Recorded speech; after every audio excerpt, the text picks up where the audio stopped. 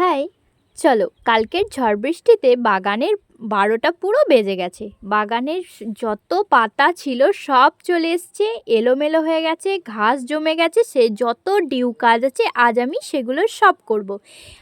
কালকের ঝড় বৃষ্টির জন্য বৃষ্টির জল পেয়ে চারিদিকটা বেশ ভালো একটা ওয়েদার রয়েছে। সকালবেলায় কড়া রোদটা নেই, সেই জন্য আমি কয়েকটা গাছ বসালাম, যে একটা লঙ্কা গাছও বসিয়েছি দেখো, তোমাদের সাথে শেয়ার করলাম।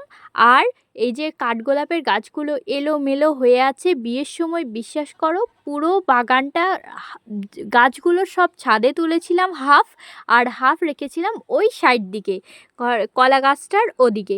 তো সেই গাছগুলোকে এখন এই কাঠগোলাপের রোদের দরকার, সেই জন্য যেই গোলাপ গাছগুলো আছে সেগুলোকে ছাওয়াই দেবো, আর জবা আর কাঠগোলাপগুলোকে এখন রোদে দেবো। সেই জন্য গাছগুলো আনা হচ্ছে ওই সাইডের থেকে, ওই উঠোনের ওই পাশটা দিয়ে রাখা ছিল, সেদিকে আমি নিয়ে চলে এলাম সেদিক থেকে। এ দেখো লঙ্কা গাছটা কি বলবো, রোদে ভালো করে ফুল হচ্ছিল না, সেই মানে রোদটা তো কম পাচ্ছে, জবা গাছে তো রোদটা দরকার, সেই জন্য নিয়ে চলে এসেছি। আর এর দেখো চন্দ্রমল্লিকা আর জবা গাছের অবস্থা প্রচণ্ড খারাপ হয়ে গেছিলো। এই এত কড়া রোদে যত ছোট্ট ছোট্ট ফুল আসছে, যত ছোট্ট ছোট্ট পাতা আসছে সব জ্বলে যাচ্ছে, কুঁড়ি থেকে শুরু করে সব কিছু। সেই জন্য আমি তাদের জন্য একটা সলিউশন করে দিলাম। এই ঘরের এই দিকটা না, এই পিছন দিকটা যেখানে পেয়ারা গাছ, আম গাছ, কাঁঠাল গাছটা আছে, কলা গাছটা আছে, সেদিকটা না দুপুরের কড়া রোদের সময় না ছাওয়া থাকে।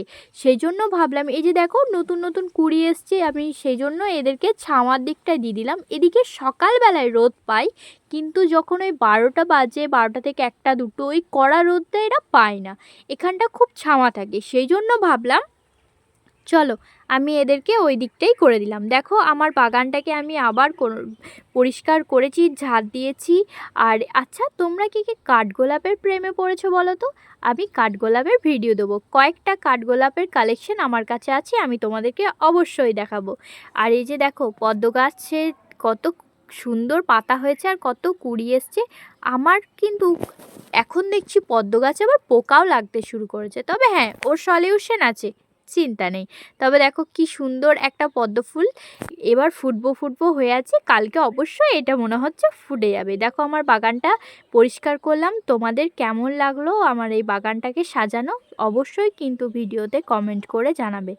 আমি অনেক কষ্ট করে এই বাগানটা তৈরি করেছি, এক একটা গাছ পুরো তিল তিল করে করা, আর কয়েকটা পার্মানেন্ট যতগুলো গাছ আছে সেগুলো প্রায় 2.5 থেকে 3 বছর বয়স হয়ে গেল।